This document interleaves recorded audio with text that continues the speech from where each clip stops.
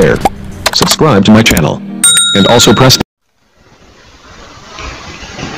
Assalamualaikum warahmatullahi wabarakatuh. Jumpa lagi dengan Bro Channel pendidikan dan pembelajaran yang ingin selalu berbagi info dan tutorial dengan sahabat Bro Channel dimanapun berada.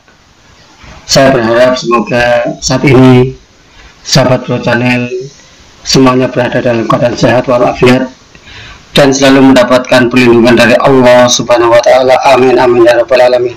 Pada kesempatan kali ini saya akan meneruskan pembahasan soal-soal yang berhubungan dengan seleksi penerimaan guru P3K tahun 2021 untuk uji kompetensi teknis pedagogis. Silahkan tonton video ini sampai habis. Jangan lupa bagi sahabat yang baru bergabung dengan channel ini, silahkan subscribe, dan jika memang ini bermanfaat silahkan share dengan sahabat yang lain.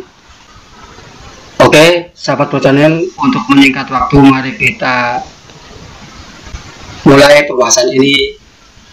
Untuk soal pertama, cermati silabus seorang guru akan merancang RPP sebagaimana yang tertuang dalam Permendikbud RI nomor 22 tahun 2016. RPP mencakup sekurang-kurangnya kompetensi inti, kompetensi dasar, tujuan pembelajaran, materi ajar, model pembelajaran, metode pembelajaran, strategi pembelajaran, dan penilaian hasil belajar. B.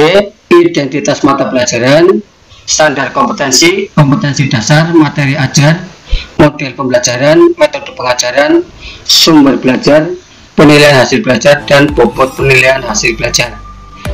C.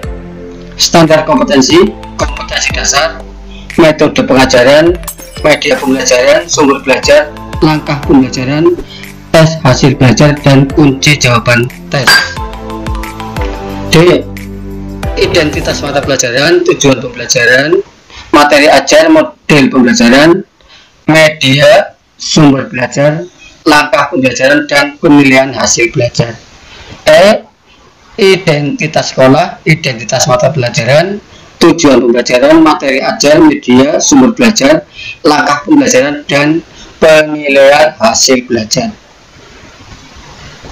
Jawaban yang ada adalah yang benar, yang E.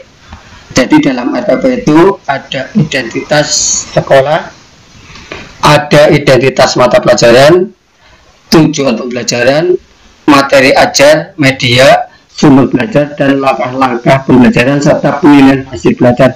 Ini yang tertuang yang disampaikan pada Permendikbud nomor 22 tahun 2016 tentang standar proses pendidikan dasar dan menengah, khususnya dalam hal rencana pelaksanaan pembelajaran. Jadi jawabannya tepat yang E. Lanjut ke soal nomor 2. Seorang guru mencari materi dan media dari internet. Saat menyusun rencana pembelajaran, materi dan media tersebut akan disampaikan pada proses pembelajaran dengan maksud agar siswa tidak mengalami kesulitan memahami pelajaran. Langkah apa yang harus dilakukan oleh seorang guru saat memilih materi pelajaran? A. Mengidentifikasi aspek-aspek yang terdapat dalam kompetensi inti, kompetensi dasar, dan indikator. B. Menganalisis potensi peserta didik, relevansi dengan karakteristik daerah, dan struktur keilmuan. C. Menyesuaikan dengan tingkat perkembangan fisik, intelektual, emosional, sosial, dan spiritual peserta didik. D. Melihat kebermanfaatan bagi peserta didik, aktualitas, kedalaman, dan keluasan materi pembelajaran. E. Relevansi dengan kebutuhan peserta didik dan tuntutan lingkungan, alat dan sumber bahan, dan alokasi waktu. Kunci jawaban yang tepat adalah yang A. Jadi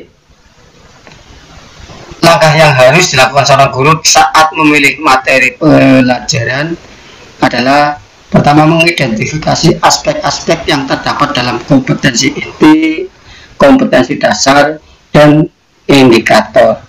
Nah, ini pembahasannya. Langkah-langkah dalam memilih materi pelajaran itu ada 4 yang harus, yaitu mengidentifikasi aspek-aspek yang terdapat dalam kompetensi inti, kompetensi dasar, dan indikator. Ini sesuai yang pertama. Kemudian yang kedua, mengidentifikasi jenis-jenis materi pelajaran. 3. Memilih materi pembelajaran yang sesuai atau relevan dengan KD dan indikator pencapaian. D. Memilih sumber materi pelajaran. Nah, ini langkah-langkahnya. Tetapi untuk lebih lengkapnya di sini ada yang harus diperhatikan, yaitu prinsip-prinsip dalam memilih materi. Ada potensi peserta didik, ya, relevansi dengan karakteristik daerah dan struktur keilmuan, tingkat perkembangan fisik, intelektual, emosional, sosial, seperti yang ini, yang ada pada B, C, D, E. Nah, ini. Jadi ini bukan langkah-langkah, tetapi prinsip juga. Prinsip yang harus diperhatikan dalam memilih materi pelajaran. Lanjut soal nomor 3. Jika guru memberikan penugasan kepada siswa yang bertujuan untuk mengukur kemampuan dalam menghasilkan karya tertentu dan dilakukan secara berkelompok, maka jenis penilaian otentik yang tepat adalah A. Penilaian kinerja, B. Penilaian portofolio, C. Penilaian proyek, D. Penilaian jurnal, E. Penilaian diri. Kunci jawabannya adalah yang C. Penilaian proyek. Nah, pengertian dari penilaian proyek adalah, atau project assessment, adalah bentuk penilaian yang diwujudkan dalam pemberian tugas kepada peserta didik secara berkelompok. Fokus penilaian adalah tugas belajar yang harus diselesaikan oleh peserta didik dalam periode waktu tertentu. Penilaian proyek dapat juga dikatakan sebagai penilaian bentuk penugasan yang bertujuan untuk mengukur kemampuan peserta didik menghasilkan karya tertentu yang dilakukan secara berkelompok. Dengan menggunakan penilaian proyek, pendidik dapat memperoleh informasi berkaitan dengan kemampuan peserta didik dalam hal pengetahuan, pemahaman, aplikasi, sintesis informasi atau data, sampai dengan pemaknaan atau penyimpulan. Nomor 4. Pada akhir pembelajaran, siswa diminta untuk mendemonstrasikan tugas belajar yang diberikan guru dengan tujuan agar siswa dapat mengaplikasikan kemampuan keterampilan yang dimilikinya dan guru dapat menilai kompetensinya. Instrumen yang dapat dipilih oleh guru untuk merekam hasil belajar yaitu A.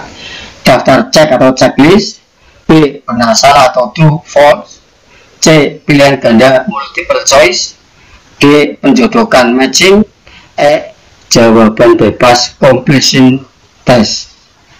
Jawaban yang tepat adalah yang A. Daftar cek atau checklist. Jadi instrumen yang digunakan untuk menilai kemampuan keterampilan yang dimiliki siswa dalam mengaplikasikan pengetahuannya, ya, ini menggunakan daftar cek atau checklist. Nah, bentuk penilaian dengan checklist ini digunakan untuk mengukur status kemampuan belajar peserta didik berdasarkan hasil kerja dari suatu tugas. Nah, ini performance assessment, salah satunya adalah daftar cek atau checklist, ya, skala penilaian atau ratista. Jadi jawaban yang tepat yang A. Sebagian siswa mengalami kesulitan menjawab soal tes pilihan ganda yang disusun oleh guru. Hal tersebut disebabkan materi dalam soal sebagian belum dipelajari oleh siswa, karena materi tersebut seharusnya diberikan pada pertemuan berikutnya.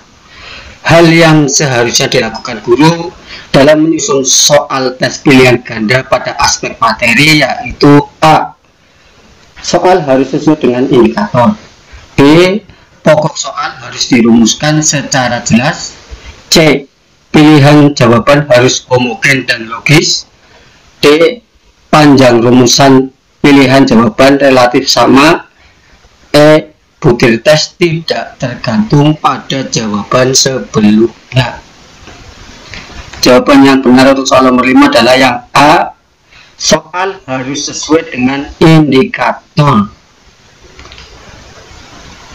Jadi ketika membuat soal ini, seorang guru harus melihat indikator yang ada. Nah, kalau materi tersebut belum disampaikan atau akan disampaikan pada pertemuan berikutnya, sementara tesnya itu lebih dahulu, maka indikator yang ada pada materi yang akan diajarkan pada pertemuan berikutnya itu harusnya tidak diikutkan dalam membuat soal untuk tes tersebut. Nah, karena apa? Soal harus sesuai dengan indikator. Tentunya ini indikator yang sudah dipelajari oleh siswa. Lanjut soal nomor 6. Hasil penilaian akhir yang dilakukan oleh guru diketahui beberapa siswa telah memenuhi ketuntasan belajar dan ada juga siswa yang belum memenuhi kriteria ketuntasan belajar. Mendasarkan pada kasus tersebut, guru dapat melakukan tindak lanjut hasil penilaian yang dapat dimanfaatkan untuk beberapa hal. Berikut merupakan pemanfaatan hasil penilaian oleh guru, kecuali A. Memperbaiki program pembelajaran. B. Menyelenggarakan program remedial bagi siswa yang hasilnya rendah. C. Menyelenggarakan program pengayaan bagi siswa yang hasilnya tinggi. D. Mengadministrasikan hasil penilaian. E. Menyusun laporan hasil penilaian. Yang merupakan manfaat hasil penilaian oleh guru itu yang mana? Lihat, kunci jawaban yang tepat adalah yang D. Ini kan karena kecuali ya ini ya. Jadi untuk A, B, C, dan E itu termasuk pemanfaatan hasil penilaian oleh guru. Yang kecuali D adalah mengadministrasikan hasil penilaian. Nah ini, jadi keterangannya hasil penilaian bagi guru dapat A. Mengetahui siswa mana yang sudah tuntas dan belum. B. Mengetahui materi yang diajarkan sudah tepat bagi siswa atau belum. Apabila materi tepat, maka di waktu yang akan datang tidak perlu diadakan perubahan. Mengetahui metode yang digunakan oleh guru sudah tepat atau belum. Jika hasil yang diperoleh sebagian besar siswa mendapat nilai bagus, maka metode sudah tepat. Sebaliknya, jika hasilnya buruk, maka metode yang digunakan harus dipertimbangkan kembali dan kalau perlu diganti. Soal nomor 7. Setiap kali di akhir pembelajaran, seorang guru akan melakukan proses penilaian. Sebelum guru menyusun soal-soal untuk menilai hasil belajar siswa, manakah yang pertama kali harus dipelajari? A. Buku sumber yang digunakan. B. Kurikulum dan silabus. C. Karakteristik siswa. D. Indikator pencapaian kompetensi. E. Kemampuan awal siswa. Ini sudah jelas, jawaban yang tepat adalah yang D. Nah, di sini hal-hal yang perlu diperhatikan sebagai berikut. Indikator merupakan penjabaran dari kompetensi dasar yang menunjukkan tanda-tanda perbuatan atau respon yang dilakukan atau ditampilkan oleh peserta didik. B. Indikator dikembangkan sesuai dengan karakteristik pendidikan, potensi daerah, dan peserta didik. C. Rumusan indikator menggunakan kata kerja operasional yang terukur atau dapat diobservasi. D. Indikator digunakan sebagai bahan dasar untuk menyusun alat penilaian. Jadi indikator Soal nomor 8. Satu indikator dari suatu kompetensi dasar pada pembelajaran geometri adalah menjelaskan panjang sisi suatu segitiga berdasarkan kesebangunan dua segitiga. Materi yang paling sesuai untuk mencapai indikator tersebut adalah A. Syarat kesebangunan dua segitiga, B. Pengertian kesebangunan dua segitiga, C. Kesebangunan dua segitiga, D.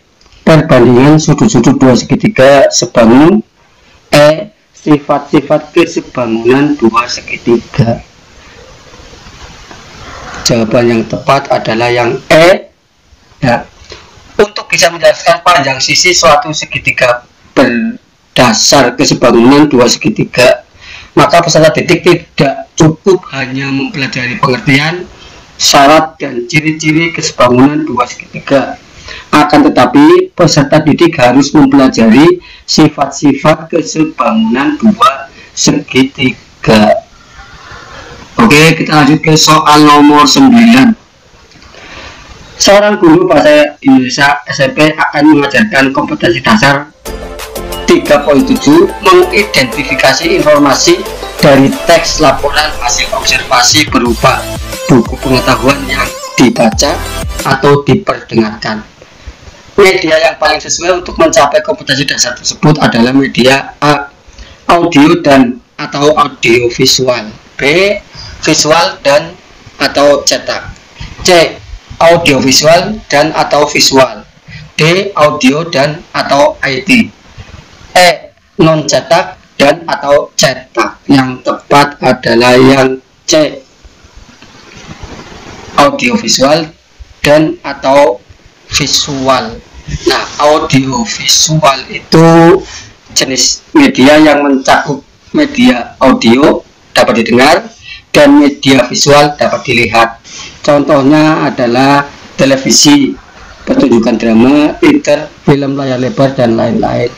Sedangkan media visual itu hanya dapat didengar. Ya. Misalnya, visual hanya dapat dilihat ya. Dapat dilihat misalnya gambar, foto, buku, majalah, atau alat peraga lain. Soal nomor 10. Seorang guru merancang evaluasi dengan mendasarkan pada indikator dan tujuan pembelajaran yang sudah ditentukan di RPP. Evaluasi tersebut dimaksudkan untuk menentukan hasil dan kemajuan belajar siswa. Maka jenis evaluasi yang tepat dipilih oleh guru adalah A. Evaluasi formatif, B. Evaluasi sumatif, C. Evaluasi selektif, D. Evaluasi diagnostik, E. Evaluasi penempatan. Jawaban yang tepat adalah evaluasi sumatif, yaitu evaluasi yang dilakukan untuk menentukan hasil dan kemajuan belajar siswa. Ini dilakukan setiap akhir semester. Kalau formatif dilakukan biasanya setelah menyelesaikan satu tema atau beberapa tema atau pokok bahasan. Kemudian kalau evaluasi diagnostik untuk tujuannya mendiagnosa peserta didik. Ini tipe pelajarannya apa? Audio atau audiovisual atau kinestetik dan lain sebagainya. Evaluasi diagnostik juga digunakan untuk mendiagnosis kesulitan belajar siswa. Sedangkan evaluasi penempatan placement test itu biasanya digunakan di perguruan tinggi ya untuk menempatkan peserta tes itu masuk ke jurusan apa, fakultas apa. Kalau di SMA biasanya penjurusan, apakah penjurusannya masuk ke agama, fisika, biologi, dan lain sebagainya. Jadi jawaban yang tepat adalah yang D. Evaluasi sumatif. Oke sahabat Pro Channel dimanapun berada, barangkali hanya ini yang bisa saya sampaikan, kurang lebihnya mohon maaf. Jangan lupa dukung channel ini dengan cara like, comment, and subscribe, terutama bagi sahabat yang baru bergabung dengan channel ini. Semoga bermanfaat. Wabillahi taufiq wal hidayah. Wassalamualaikum warahmatullahi wabarakatuh.